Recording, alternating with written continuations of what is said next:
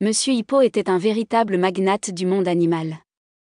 Il avait toujours une réunion d'affaires cruciale dans un coin reculé de la savane ou dans une métropole exotique.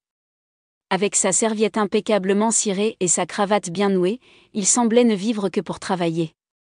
Chaque matin, il quittait précipitamment sa maison et embarquait dans un avion privé qui l'emmenait vers sa prochaine destination. Lorsque la tour de contrôle a tardé à lui accorder l'autorisation d'atterrir, Monsieur Hippo s'est montré impatient. Sans réfléchir, il enfilait son parachute et sautait de l'avion, atterrissant en plein milieu de la réunion, son costume froissé mais son discours prêt. Le temps c'est de l'argent. Il ne cessait de répéter, sans se rendre compte que le temps perdu avec ses proches ne pouvait jamais être récupéré. Dans l'entreprise, les employés travaillaient tard, épuisés par le rythme imposé par Monsieur Hippo.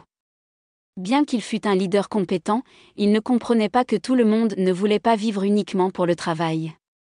Pendant les pauses, on murmurait que tout le monde en avait assez de ces déclarations exagérées. Mais le plus triste était à la maison.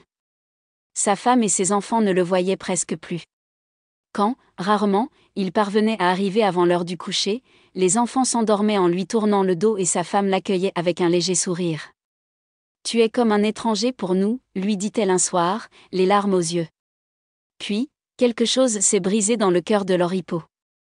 Cette nuit-là, il n'a pas pu dormir.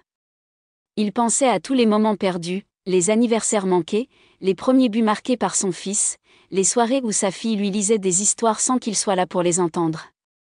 Le lendemain, Monsieur Hippo annonce un changement radical. Il avait établi un nouveau principe.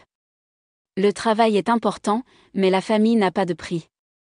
Depuis, il a réduit ses déplacements et délégué davantage de tâches à l'équipe. Le soir, il rentrait à la maison avec des fleurs pour sa femme et lisait des histoires aux enfants. Le week-end, il faisait des pique-niques au bord de la rivière, riait ensemble et profitait des choses simples. Quel est l'intérêt de travailler si dur si vous n'avez pas le temps de profiter de ce qui compte vraiment ?